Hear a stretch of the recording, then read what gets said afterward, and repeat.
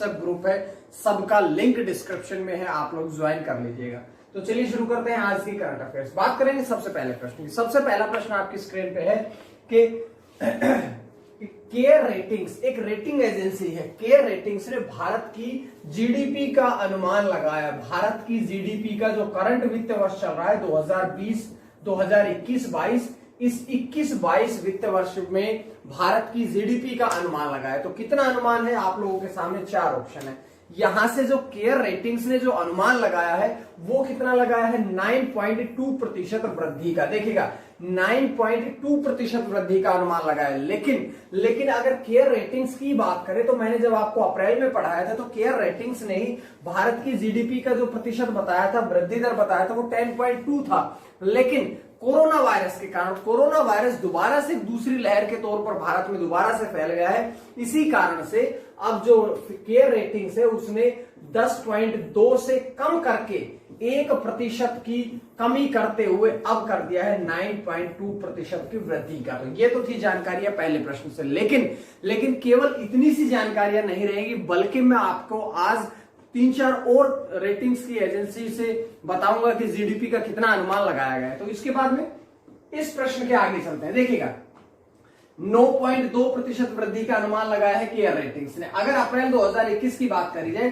तो मैंने आपको पहले बताया था कि अप्रैल 2021 में जो अनुमान लगाया था वो 10.2% वृद्धि का था। ये कमी क्यों आई? ये कमी आई है कोरोना वायरस की दूसरी लहर के कारण। उसके बाद देखिएगा कि केयर रेटिंग्स की अगर हम बात करें तो केयर रेटिंग्स की स्थापना कब हुई थी? 1993 में। केयर रेटिंग्स की जो स्थापना हुई थी 1993 में, 1993 में हुई थी। वर्तमान में इसका हेडक्वार्टर कहां पे, इसका मुख्यालय कहां पे है? तो मुंबई, महाराष्ट्र में। मुंबई में इसका हेडक्वार्टर है। और अगर हम इसके एमडी और सीईओ की बात करें तो अजय महाजन जो है वे केयर रेटिंग्स के वर्तमान में एमडी और सीईओ है। तो ये जानकारी आपको पहले प्रश्न से मिली। लेकिन कुछ और भी जीडीपी का अनुमान लगाने वाले रेटिंग एजेंसी है, उनका भी देख लीजिएगा। देखिएगा सबसे पहले तो आप देखिएगा जीडीपी की फुल फॉर्म क्या होती है? Gross domestic product.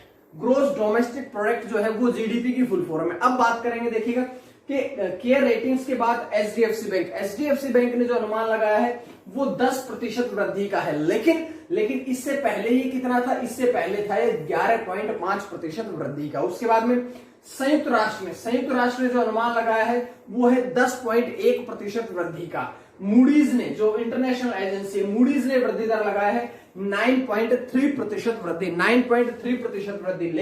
लेकिन ये पहले अनुमान कितना था?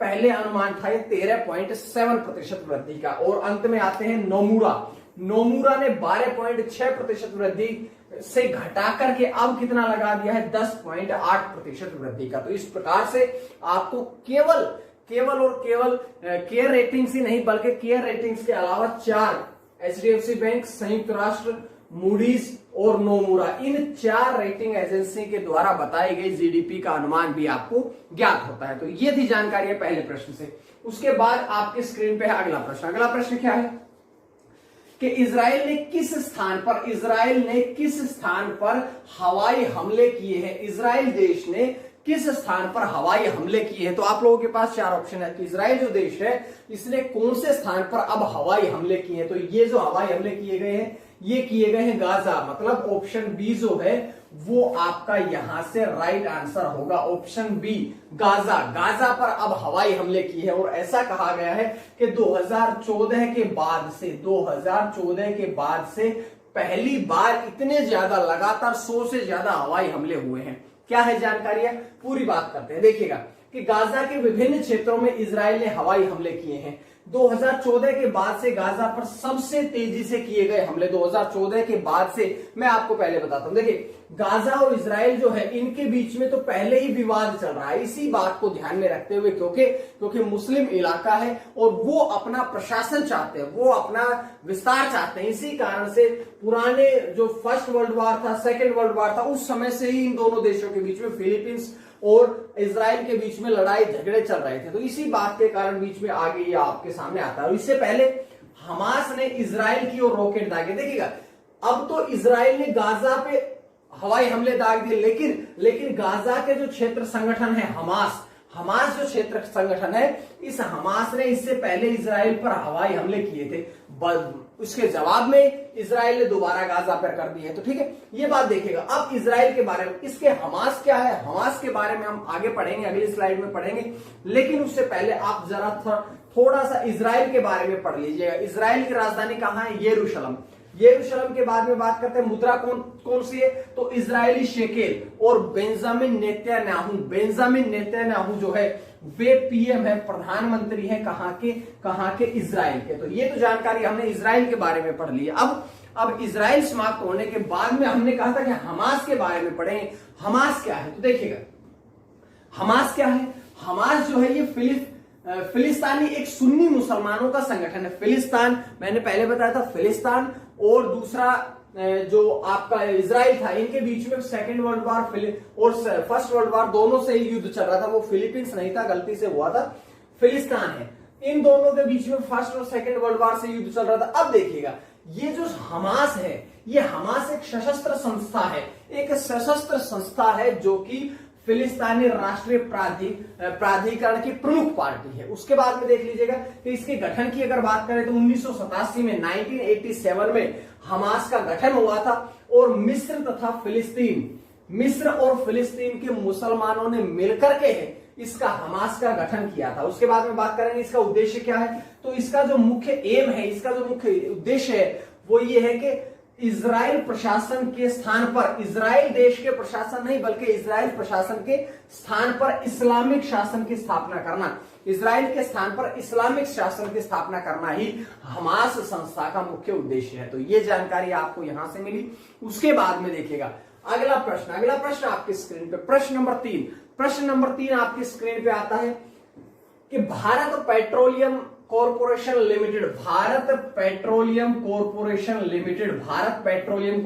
लिमिटेड के अध्यक्ष और प्रबंध निदेशक कौन बने हैं। अध्यक्ष और प्रबंध निदेशक मतलब सीएमडी अध्यक्ष और प्रबंध निदेशक कौन बने। तो यहां से 4 ऑप्शन आप लोगों के पास है, यहां से आपने बताना है कि कौन ऐसे व्यक्ति है जो कि अब बीपीसीएल के नए सीएमडी बने हैं। तो कौन बने हैं, यहां से देखिएगा अरुण कुमार सिंह जो है वो आपका आंसर यहां से एकदम सटीक रहेगा, यहां से आपका आंसर जो है वो एकदम सही रहेगा। तो ये जानकारी आपको यहां से मिली। लेकिन ये बाकी बचे हुए 3 कौन है, ये बाकी बचे हुए 3 ऑप्शन कौन है, तो यहां से जानकारी और पढ़ लीजिएगा कि अगर हम बात करें मुखमीत एस भाटिया की, तो वे कर्मचारी राज्य बीमा निगम के महानिदेशक है। कर्मचारी राज्य बीमा निगम के कौन है, महानिदेशक है। उसके बाद में देखिएगा सुशील चंद्रा कौन है, वे देश के 24वें मुख्य निर्वाचन आयुक्त, भारत देश के 24वें मुख्य निर्वाचन आयुक्त कौन है, वे हैं अब सुशील चंद्रा। और अगर हम पूनम गुप्ता की बात करें तो एनसीएईआर की पहली महिला महानिदेशक है। तो यहां से जानकारी मिली ऑप्शन की। उसके बाद में आइए आप प्रश्न की तरफ। तो प्रश्न लिखा है कि BPCL Bharat petroleum corporation limited, इसके सीएमडी कौन बने हैं, अरुण कुमार सिंह। वर्तमान में किस पद पर थे, तो वे वर्तमान में ही इस बीपीसीएल मतलब भारत पेट्रोलियम कॉर्पोरेशन लिमिटेड के ही विपणन क्षेत्र के कौन थे, निदेशक थे। लेकिन अब उन्हें निदेशक के पद से पदोन्नत करके सीएमडी बना दिया गया है। उसके बाद में बात करेंगे भारत पेट्रोलियम कॉर्पोरेशन लिमिटेड की अगर हम बात करें तो 2 प्रश्न अभी रहते हैं। यहां से हमने सीएमडी तो पढ़ ली है, सीएमडी कौन है, सीएमडी बने अरुण कुमार सिंह। अब देखिएगा स्थापना कब हुई थी, तो इसकी स्थापना हुई थी 1952 में।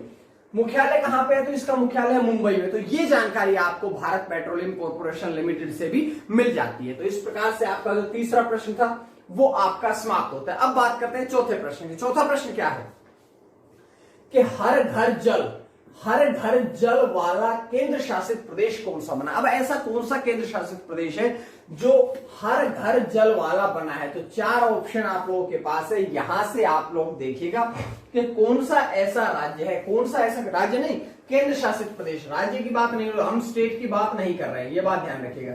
हम बात किसकी कर रहे हैं, हम बात कर रहे हैं केंद्र शासित प्रदेश की। तो ऐसा कौन सा केंद्र शासित प्रदेश है, 4 ऑप्शन आप लोगों के पास है। यहां से आप लोग देख लीजिएगा कि पुदुचेरी, आपका ऑप्शन सही रहेगा। तो पुदुचेरी जो है वो ऐसा अब केंद्र शासित प्रदेश बना है जिसने कि अब हर घर जल का मतलब ये है कि जितने भी घर है वहां पर, गांव हो चाहे शहरी हो चाहे ग्रामीण हो, सभी घरों में नल का पानी जो है उसकी सुविधा प्रदान कर दी गई है। तो ये हर घर जल का मतलब है। तो ये ध्यान रखिएगा कि हर घर जल का मतलब है कि प्रत्येक घर में नल के द्वारा पानी पहुंचा दिया गया है, ये हर घर जल का मतलब है। उसके बाद देखिएगा कि ये जो हर घर जल पहुंचाया गया है ये किस मिशन के तहत पहुंचाया गया, तो ये मिशन के तहत जल जीवन मिशन के तहत ये कार्य किया गया और केंद्र शासित प्रदेश में अब 100% पाइप जल कनेक्शन की सुविधा प्रदान कर दी गई है। अब देखिएगा इससे पहले, लेकिन ऐसा तो है नहीं कि भाई भारत देश का पहला ही ऐसा राज्य या केंद्र शासित प्रदेश है। पहला राज्य कौन बना था, प्रश्न है आपके लिए कि पहला राज्य ऐसा कौन सा बना था जो कि हर घर जल का भारत देश का पहला राज्य या भारत देश का पहला केंद्र शासित प्रदेश हो। तो ऐसा सबसे पहला बना था गोवा और ये अब बना है पुदुचेरी। लेकिन पुदुचेरी से पहले गोवा, तेलंगाना, अंडमान निकोबार द्वीप समूह में भी ये हर घर जल, हर एक घर में जल, वो भी नल के द्वारा पहुंचा दिया गया है। उसके बाद में बात करते हैं कि पानी की आपूर्ति करने वाला पुदुचेरी जो है वो कौन सा राज्य या केंद्र शासित, राज्य नहीं, राज्य या केंद्र शासित, देखिए राज्य तथा केंद्र शासित प्रदेश दोनों की बात कर रहे हैं हम। तो कुल मिलाकर के ये कौन से नंबर का रहा है, चौथे नंबर का रहा है। और अभी मैंने कल आपसे बताया भी होगा कि पुदुचेरी के मुख्यमंत्री कौन है, एन रंगास्वामी जो है वे वर्तमान में पुदुचेरी के कौन है मुख्यमंत्री हैं। तो जानकारी मिली आपको, लेकिन थोड़ी सी जानकारियां और देख लीजिएगा। जल जीवन मिशन के बारे में तो अभी पढ़ा नहीं हमने, उसके बारे में भी जानकारियां पढ़ेंगे। लेकिन एक बात और देख लीजिएगा कि हमने पढ़ा कि 4 राज्य और केंद्र शासित प्रदेश ऐसे हैं जहां पर कि हर घर जल की सुविधा प्रदान कर दी गई है। लेकिन ऐसे भी कुछ राज्य या केंद्र शासित प्रदेश है जहां पर ये जो काम है ये 75% 3/4 काम जो है वो हो चुका है। कहां पर, ये पंजाब में हो चुका, दादरा नगर हवेली में हो चुका, दमन और दीव में हो चुका है। तो ये 75% काम यहां पर हो चुका है। पूरा काम कहां हुआ, 75% कहां हुआ, ये मैंने आपको बता दिया। अब बात करेंगे हम जल जीवन मिशन पर। जल जीवन मिशन क्या है, तो यहां से देखिएगा कि जल जीवन मिशन जो है ये केंद्र सरकार का एक कार्यक्रम है, केंद्र सरकार का एक कार्यक्रम है या केंद्र सरकार द्वारा एक योजना है, एक पहल है। अब इसकी शुरुआत, इसकी घोषणा कब करी गई थी, अगस्त 2009 में, 2 साल पहले अगस्त 2009 में इस कार्यक्रम की घोषणा करी गई थी, जिसका उद्देश्य ये था कि आगामी 5 वर्षों में यानी कि 2024 तक देश के प्रत्येक ग्रामीण घर में, शहरी घरों में तो है ही, लेकिन भारत देश के, हिंदुस्तान के सभी प्रत्येक ग्रामीण घर तक पानी के कनेक्शन की उपलब्धता प्रदान करना ही इसका मुख्य उद्देश्य है। तो ये आपको बताई गई है जल जीवन मिशन के बारे में। प्रश्न जानकारियां मिली होंगी आपको, तो ये सारी जानकारियां मैंने बताई। उसके बाद अगला प्रश्न देखिएगा, 5वां प्रश्न नंबर 5 आपकी स्क्रीन पे है कि अटलांटिक को पार करने वाला दुनिया का पहला मानव रहित पोत कौन सा बनेगा। कौन सा अभी बना नहीं है, क्योंकि 15 तारीख से इसका कार्य जो है वो शुरू किए, अपनी योजना या अपना शुभारंभ जो है यात्रा का वो करेगा। तो ऐसा कौन सा बनेगा जो कि अटलांटिक जो है इसको पार करने वाला दुनिया का पहला पोत बनेगा। तो ये मानव रहित पोत, जिसमें कि मानव है ही नहीं, ऐसा कौन सा पोत बनेगा। तो आपको जरा सा अगर थोड़ा पिछले 10-12 दिन की वीडियो याद हो तो मैंने बताया भी था कि एक ऐसा पोत बनाया गया है जो कि पूरी तरह से सौर ऊर्जा पर आधारित है। सौर ऊर्जा पर जो पूरी तरह से आधारित है। अक्षय, सौर ऊर्जा का ये एक और नाम क्या है, अक्षय ऊर्जा। सौर ऊर्जा को ही हम अक्षय ऊर्जा भी कहते हैं। समझ में आई ना बात। अब यहां से देखिएगा, इसका नाम क्या था, इसका नाम था मेफ्लावर 400, मेफ्लावर 400 जो है वो इसका पूरा नाम था। तो जानकारी मिली। लेकिन 3 और है, ये तीनों भारत के हैं, मैंने जानबूझ के तीनों लिखे थे। INS Arihant, INS Vikramaditya, INS Virat, ये तीनों तो भारतीय हैं। अब इनके बारे में थोड़ी थोड़ी जानकारियां आपको पता होनी चाहिए, इसीलिए मैंने इनको लिखा था। तो देखिएगा, सबसे पहले बात करें आईएनएस अरिहंत की, तो इसकी सेवाएं कब शुरू हुई थी, अगस्त 2016 में भारत की पहली पनडुब्बी थी, पता होना चाहिए। मैंने ये नहीं कहा कब लॉन्च किया गया, मैंने कहा कि इसकी सेवाएं शुरू हुई थी अगस्त 2016 में। उसके बाद आईएनएस विक्रमादित्य कब लॉन्च हुआ था, ये सबसे पहले 17 अप्रैल 1982 में लॉन्च किया गया था, लेकिन ये सोवियत संघ का विमान वाहक पोत था। अब इसके बारे में बात करें, उस समय इसका नाम क्या था, जब 1982 में हुआ था तो उस समय इसका नाम क्या था, तो उस समय इसका नाम था एडमिरल गोर्शकोव नाम था। लेकिन ये भारतीय नौसेना में जब शामिल हुआ तो किस नाम से हुआ, आईएनएस विक्रमादित्य के नाम से भारत में शामिल हुआ भारतीय नौसेना में। और 16 नवंबर 2013 में ये भारतीय नौसेना में शामिल हुआ था। जानकारियां मिली आपको पूरी। उसके बाद देखिएगा अगला है आईएनएस विराट। 1987 में ब्रिटिश नेवी ने भारत को सौंपा था। 1987 में ब्रिटिश नेवी ने भारत को यह सौंपा था, मतलब कि विक्रमादित्य से भी पुराना कौन सा है, आईएनएस विराट है। विराट जो है ये विक्रमादित्य से भी पुराना है। तो ये जानकारी आपको मिली। उसके बाद में थोड़ी जानकारी इस प्रश्न की ओर देख लीजिएगा। देखिएगा कि मेफ्लावर 400 जो है ये अटलांटिक को पार करने वाला दुनिया का पहला मानव रहित पोत बनेगा। उसके बाद में बात करेंगे इसे किसने विकसित किया है, तो आईबीएम ने विकसित किया है, लेकिन किसके सहयोग से, समुद्री अनुसंधान संगठन प्रोमेयर, समुद्री अनुसंधान संगठन प्रोमेयर के द्वारा इसे विकसित किया गया है, बनाया गया है, निर्मित किया गया है। 15 मई 2021 को ये ट्रांस अटलांटिक यात्रा शुरू करने वाला है। ट्रांस अटलांटिक यात्रा कब शुरू करेगा, 15 मई 2021 को। उसके बाद में इसका उद्देश्य देख लीजिएगा। इसका उद्देश्य क्या है कि जो जलीय स्तनधारी हैं, जल में जो रहने वाले स्तनधारी हैं, उन पर नजर रखना। जो समुद्र में जितना भी कचरा होता है उस पर नजर रखना। जितने भी प्लास्टिक जो कि प्रदूषण करता है, जो कि समुद्र में भी प्रदूषित करता है, उस पर नजर रखना। ये सारे किसके उद्देश्य हैं, ये सारे उद्देश्य है मेफ्लावर 400 के उद्देश्य है। समझ में आई ना बात, इतनी सी बात ही मैं आपको बता रहा था। उसकी लंबाई की बात करें तो 15 मीटर लंबाई है इसकी, 9 टन का जहाज है, 9 टन वजन का जहाज है। और पूरी तरह से ये सोलर पैनल लगे हुए हैं, उसके ऊपर के भाग पर पूरी तरह से सोलर पैनल लगे हुए हैं। और ये केवल और केवल सौर ऊर्जा से ही संचालित होने वाला युद्ध पोत है। ठीक है, तो ये जानकारी आपको मिली यहां से। अब देखिएगा, अब आईबीएम बीच में कहां से आया। आईबीएम ये अभी तो बताया ना, मेफ्लावर 400 इसको निर्मित किसने किया है, इसको निर्मित करने में सबसे बड़ा जो हाथ है वो है आईबीएम का। आईबीएम मतलब इंटरनेशनल बिजनेस मशीन जो है वो आईबीएम की फुल फॉर्म है। अगर हम इसके मुख्य कार्यकारी अधिकारी यानी कि सीईओ की बात करें तो कौन है, वे हैं अरविंद कृष्णा जो है वे इसके मुख्य कार्यकारी अधिकारी हैं। मुख्यालय हेडक्वार्टर कहां पे है इसका, तो इसका जो हेडक्वार्टर है वो है आर्मोंक जो कि अमेरिका में है। और इसकी स्थापना 16 जून 1911 में हुई थी। 16 जून 1911 में इसकी स्थापना करी गई थी। समझ में आ रही है ना बात। तो ये जानकारी आपको इस 5वें प्रश्न से मिलती है। अब जैसे ही 5 प्रश्न हमारे समाप्त होते हैं, फिर उसके बाद में हम पढ़ते हैं आज का एक प्रश्न। तो आज का प्रश्न कौन सा है, देखिएगा आज का प्रश्न क्या है। तो आज का प्रश्न आप लोगों के सामने है कि तमिलनाडु के महाअधिवक्ता कौन बने हैं, तमिलनाडु राज्य के महाअधिवक्ता कौन बने हैं। तो ये आपके सामने 4 ऑप्शन है। यहां से जो भी आपका सटीक आंसर रहेगा, जो भी ऑप्शन आपका सटीक रहेगा वो आपने कमेंट करके बताना है। और कमेंट ABCD नहीं चलेगा, बल्कि आपने उसके बारे में, तो मैं आपके लिए 10 प्रश्न सोचता हूं, सर्च करता हूं, तो आप भी कम से कम एक प्रश्न आप लोग अपने लिए सर्च करिएगा। रिसर्च थोड़ा तो आपने सर्च करना चाहिए ना अपने लिए, उसके बारे में आपने कमेंट करके बताना है।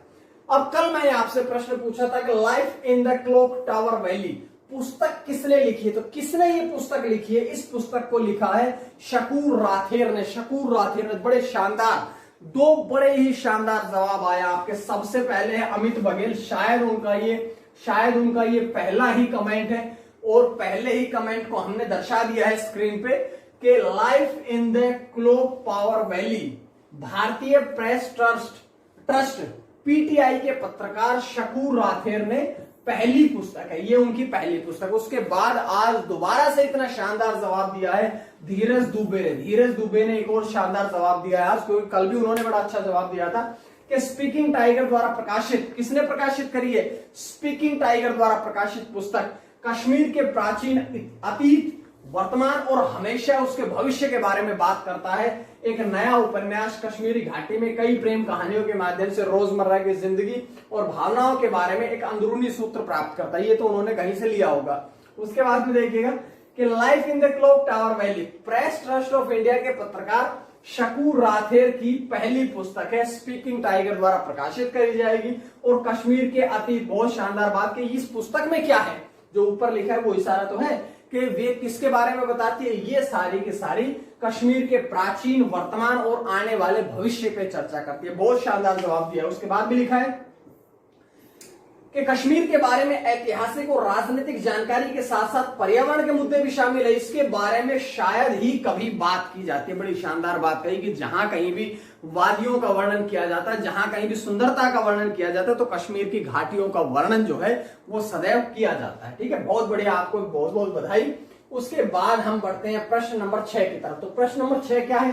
प्रश्न नंबर 6 आपके सामने है कि ग्रीन ऊर्जा पुरस्कार से किसे सम्मानित किया गया? आपके एग्जाम में पुरस्कार से संबंधित एक प्रश्न, दो प्रश्न आते हैं। आज का एक पुरस्कार का प्रश्न है कि ग्रीन ऊर्जा पुरस्कार से किसे सम्मानित किया गया। तो किसे सम्मानित किया गया है, यहां पर आप लोग देखिएगा कि Indian renewable energy development agency limited, India renewable energy development agency द्वारा ये पुरस्कार उसे सम्मानित किया गया है। इस अब बात करते हैं, आगे देखिएगा कि इसे अपनी विकास संबंधी भूमिका के लिए पुरस्कृत किया गया। ये जो लिमिटेड है, ये एजेंसी है, इसे अपने विकास से संबंधित भूमिकाओं के लिए, कि किस प्रकार से उन्होंने विकास किया है, किस प्रकार से उन्होंने डेवलपमेंट किया है, इसी बात को ध्यान में रखते हुए उन्हें इस पुरस्कार से सम्मानित किया गया है। उसके बाद में देखिएगा कि ये जो पुरस्कार है, ये भारतीय चैंबर ऑफ कॉमर्स, भारतीय chamber of commerce ICC, Indian chamber of commerce ICC द्वारा ये पुरस्कार दिया गया है। उसके बाद में एक प्रश्न और देख लीजिएगा कि आईआरईडीए मतलब Indian renewable energy development agency, इसकी फुल फॉर्म, इसकी शॉर्ट फॉर्म है, क्योंकि आपके एग्जाम में शॉर्ट फॉर्म भी पूछी जाती है। अब देखिएगा इसका मुख्यालय कहां पे है? नई दिल्ली में है। इसकी स्थापना कब हुई थी? 11 मार्च 1987 में, 11 मार्च 1987 में इसकी स्थापना करी गई थी। और एक प्रश्न और देख लीजिएगा कि भारतीय चैंबर ऑफ कॉमर्स, क्योंकि भारतीय चैंबर ऑफ कॉमर्स आईसीसी के द्वारा दिया गया है, इंडियन चैंबर ऑफ कॉमर्स के द्वारा। तो अब देखिएगा कि ये भारत के व्यापारिक संगठनों का एक संघ है, संघ नहीं बल्कि संघ है, ये एक ऐसा संघ है। उसके बाद में देखिएगा कि यह कोलकाता में स्थित है। स्थापना कहां पर? 1925 में हुई थी। स्थित कहां पे? कोलकाता में स्थित है। और उस समय इसे क्या कहा गया था? एसोसिएशन ऑफ मर्चेंट, यानी कि जो आपका वर्तमान में आईसीसी है, आईसीसी मतलब इंडियन चैंबर ऑफ कॉमर्स है, इसकी जब 1925 में स्थापना करी गई थी कलकत्ता में,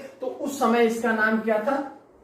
एसोसिएशन ऑफ मर्चेंट, ये उसका नाम था। लेकिन उसके बाद में नाम परिवर्तन करके इसका आईसीसी रख दिया गया। ठीक है, उसके बाद में प्रश्न नंबर 7, 7वां प्रश्न आपकी स्क्रीन पे है कि किस राज्य ने एम्बुलेंस की खरीद में सब्सिडी देने की घोषणा की? भाई कोरोना वायरस बहुत ज्यादा फैल चुका है। कोरोना वायरस फैलने के कारण सरकारों ने ये घोषणा कर दी है कि जहां भी एम्बुलेंस अगर हमारे राज्य में खरीदी जाएगी तो उस एम्बुलेंस पर क्या दिया जाएगा? उस पर सब्सिडी दी जाएगी, उस एम्बुलेंस की खरीद पर कुछ छूट दी जाएगी। तो ये कौन से राज्य ने करी है?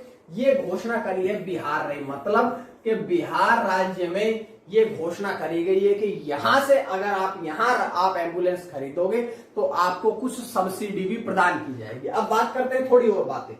देखिएगा ये बिहार में घोषणा करी गई किसके द्वारा? तो बिहार राज्य परिवहन विभाग के द्वारा घोषणा करी गई है। उसके बाद में ये जो गैस सब्सिडी है, ये 1068 एम्बुलेंस की खरीद पर प्रदान की जाएगी, जिसमें से राज्य सरकार जो है वो 21 करोड़ रुपए का खर्च वहन करेगी। 21 करोड़ रुपए का खर्च जो है वो राज्य सरकार वहन करेगी। लेकिन अब देखिएगा, अब एक प्रश्न और भी कि केवल इतनी सी जानकारियों से तो प्रश्न खत्म होने वाला नहीं है। अब हम पढ़ेंगे बिहार राज्य की कुछ और भी योजनाएं। कौन कौन सी है? सबसे पहले ये करंट की योजनाएं हैं, पिछले जो हाल ही में शुरू करी गई है। सबसे पहले बात करते हैं कि मुख्यमंत्री विकलांग सशक्तिकरण, ये कि जितने भी विकलांग या दिव्यांग है उन सभी दिव्यांगों को सशक्त बनाने के लिए योजना शुरू करी गई, जिसका नाम है मुख्यमंत्री विकलांग या दिव्यांग सशक्तिकरण योजना। मुख्यमंत्री वृद्धजन पेंशन योजना, जो वृद्ध व्यक्ति है उनके लिए पेंशन योजना शुरू करी गई। विधवा पेंशन के जो राज्य में विधवा महिलाएं हैं उनको पेंशन देने की योजना शुरू करी गई। जो दिव्यांग विकलांग है उनको पेंशन देने की योजना शुरू करी गई। राज्य फसल सहायता बीमा, ये किसानों के लिए कि जो फसल है उससे संबंधित सहायता बीमा योजना भी जो है वो बिहार राज्य में शुरू करी गई है। तो ये जानकारी आपको पता होनी चाहिए थी। ठीक है, ये बिहार की कुछ और योजनाएं मैंने आपके सामने रखी है। प्रश्न नंबर 8 कि किस राज्य ने जो शमशान कार्यकर्ता है इससे पहले उनको फ्रंटलाइन वॉरियर्स घोषित किया। मैंने आपसे एक बात बताई थी, ओडिशा राज्य ने पत्रकारों को फ्रंटलाइन घोषित कर दिया। उससे पहले दिल्ली ने फ्रंटलाइन घोषित कर दिया। अब एक नई पहल है कि जो शमशान में जो कार्यकर्ता है कि जो कोविड-19 से मृत लोगों का अंतिम संस्कार करते हैं उन सभी शमशान कार्यकर्ताओं को फ्रंटलाइन वॉरियर्स घोषित करने की योजना बना दी, घोषित कर दिया गया। तो किसके द्वारा घोषित किया गया, कौन से राज्य के द्वारा घोषित किया गया? तो यहां से देख लीजिएगा बी यानी कि गुजरात राज्य ने यह घोषणा कर दी है कि भाई जितने भी राज्य में शमशान कार्यकर्ता है, कर्मचारी है, उन सभी को फ्रंट लाइन, जैसे कि डॉक्टर्स है, सफाई कर्मचारी है, पत्रकार हैं, इसी प्रकार ये फ्रंट लाइनर है। अब पुलिस वाले हैं, फ्रंट लाइनर है, इन्हीं की तरह ही अब जो शमशान कार्यकर्ता है वो भी क्या कहलाएंगे, वो भी गुजरात राज्य में फ्रंट लाइन कार्यकर्ता या वॉरियर्स कहलाएंगे। उसके बाद बात करते हैं कि किसी शमशान कर्मचारी की यदि मृत्यु हो जाती है तो उसके परिवार वालों को 25 लाख रुपए, उसके परिवार वालों को 25 लाख रुपए की वित्तीय सहायता प्रदान की जाएगी। और ये योजना कब से लागू मानी जाती है? बेशक घोषणा अब करी गई हो, लेकिन ये योजना जो है वो 1 अप्रैल से ही ये योजना लागू मानी जाती है। तो ये जानकारी आपको पता होनी चाहिए कि 1 अप्रैल से ही ये लागू कर दी है। अब इंपॉर्टेंट जानकारियां गुजरात के बारे में। क्या स्थापना कब हुई थी? 1 मई 1960 को गुजरात की स्थापना हुई थी, जिसकी राजधानी कहां है? इसकी राजधानी है गांधीनगर। जिले कितने हैं? 33। राज्यपाल आचार्य देवव्रत, मुख्यमंत्री विजय रूपाणी, राज्यसभा सीट 11, लोकसभा सीट 26। ये भी प्रश्न आपके एग्जाम में पूछे जाते हैं। जब आप संविधान से संबंधित प्रश्न पूछते हैं तो आपको सारी राज्यसभा लोकसभा की सीटें आपको याद रखनी पड़ती है संविधान के में, या फिर आपके जीएस में आपको ये सब रखना पड़ता है, आपको याद करना पड़ता है। प्रश्न नंबर 9 आपकी स्क्रीन पे। प्रश्न नंबर 9 क्या है? प्रश्न नंबर 9 आप लोगों की स्क्रीन पे है कि अफ्रीकी गणराज्य में भारत के राजदूत कौन बने? अफ्रीकी गणराज्य जो है वहां पर भारत के राजदूत एम्बेसडर कौन बने हैं? तो यहां से 4 ऑप्शन आप लोगों के पास है। यहां से देख लीजिएगा कि रामकरण वर्मा जो है वे अफ्रीकी गणराज्य में भारत के अगले राजदूत एम्बेसडर बने हैं। तो ये जानकारी आपको मिली। अब देख लीजिएगा, अब देखिएगा कि बाकी 4 ऑप्शन क्या है। रेखा मेनन जो है वो नेस्कॉम की पहली महिला चेयरपर्सन है। पहली महिला चेयरपर्सन किसकी? वे बनी है रेखा मेनन की। उसके बाद रेखा मेनन जो है वे नेस्कॉम की। उसके बाद में देख लीजिएगा कि टीवी सोमनाथन कौन है? वे वित्त सचिव हैं। और उसके बाद में गुयेन जुआन फुक, इनके बारे में तो मैंने वियतनाम से संबंधित जब प्रश्न बताया था तो आपको बताया होगा कि वे वियतनाम के कौन है? राष्ट्रपति। तो ये तो 4 ऑप्शन की जानकारी हमें मिली। अब इस प्रश्न की जानकारी देखिएगा। इस प्रश्न की जानकारी में बात करेंगे रामकरण वर्मा जो है वे 1987 बैच के IFS भारतीय विदेश सेवा अधिकारी हैं। इससे पहले किस पद पर थे? तो इससे पहले वे कांगो लोकतांत्रिक गणराज्य में क्या थे? राजदूत थे, लेकिन अब उन्हें बना दिया गया अफ्रीकी गणराज्य में। उसके बाद उन्होंने विदेश मंत्रालय में मध्य यूरोप के निदेशक के रूप में भी कार्य किया है। तो ये जानकारी आपको यहां से। अब आज का आखिरी प्रश्न, आज का आखिरी प्रश्न क्या है कि बिना आईडी कार्ड, बिना आइडेंटिटी प्रूफ के भी, बिना किसी के पास कोई आइडेंटिटी कार्ड हो, उनको भी कोरोना वायरस टीकाकरण करने की अनुमति देने वाला पहला राज्य कौन सा? देखिएगा, अगर आपको कोरोना वायरस का टीका लगवाना है तो आपके पास आपका कोई भी आईडी प्रूफ होना चाहिए। लेकिन ऐसा कौन सा राज्य है जिसने ये घोषणा कर दी कि बिना आईडी प्रूफ के भी, बिना आइडेंटिटी कार्ड के या बिना आईडी प्रूफ के भी आपको कोरोना वायरस का टीका लगाया जा सकता है। तो कौन सा ऐसा राज्य देखिएगा, कौन सा ऐसा राज्य कौन सा है? ओडिशा। ऐसा राज्य कौन सा है? ओडिशा है। तो ये जानकारी आपको यहां से मिल जाती है। ठीक है, अब बात करेंगे थोड़ी जानकारी और देखिएगा, केरल के बारे में बात करेंगे। पहले की बात हो रही है पहले की। तो पहला राज्य जो कि कोरोना वायरस का टीकाकरण देने वाला ओडिशा बना। केरल राज्य ने क्या किया था कि पूर्ण बैंकिंग वाला पहला राज्य कौन सा था? पूर्ण बैंकिंग वाला राज्य कौन सा था? केरल था। कब बना था? ये बना था 2011 में। उसके बाद में देखिएगा अरुणाचल प्रदेश। अरुणाचल प्रदेश जो है वे वेब आधारित कोर्स लॉन्च करने वाला पहला राज्य जो बना था वो कौन सा बना था? अरुणाचल प्रदेश। हरियाणा कौन है कि गो संरक्षण, गाय का संरक्षण प्रदान करने वाला जो कानून बनाया था वो कौन से राज्य ने बनाया था? सबसे पहले हरियाणा ने बताया। तो 4 प्रश्न आपको मिलते हैं जो कि पहले राज्य है हिंदुस्तान में। 4 जानकारियां मिली। अब इस प्रश्न पे आओ। अब इस प्रश्न की बात करते हैं कि यह पहल जो है ये केवल और केवल अति संवेदनशील, सभी लोगों के लिए नहीं है। भाई ऐसा नहीं है कि सभी लोगों के लिए कर दी, बल्कि जो अति संवेदनशील है, जो अधिक बीमारी से ग्रसित है, उनका फ्री में बिना आईडी के भी उनको कोरोना वायरस का टीकाकरण दिया जा सकता है। ये घोषणा करी गई है ओडिशा राज्य के द्वारा, ओडिशा सरकार के द्वारा या ओडिशा राज्य के द्वारा। तो ये थी आज की करंट अफेयर्स। उम्मीद है आपको करंट अफेयर्स की सीरीज सही लग रही है, अच्छी लग रही है, पसंद आ रही है। तो पसंद आ रही है तो दोस्तों तक शेयर करिएगा, इसको सब्सक्राइब कर लीजिएगा चैनल को। पीडीएफ के लिए मैंने बता रखा है, तो आप लोगों के लिए सारे के सारे सुविधाएं सोशल मीडिया ऐप है जो कि आप लोग इंस्टॉल कर लीजिएगा। और इन सब का लिंक जो है वो आपको डिस्क्रिप्शन बॉक्स में मिल जाता है। तो आज के लिए इतना ही। मां सरस्वती की कृपा आप सभी पर बनी रहे। आप सभी का बहुत बहुत धन्यवाद।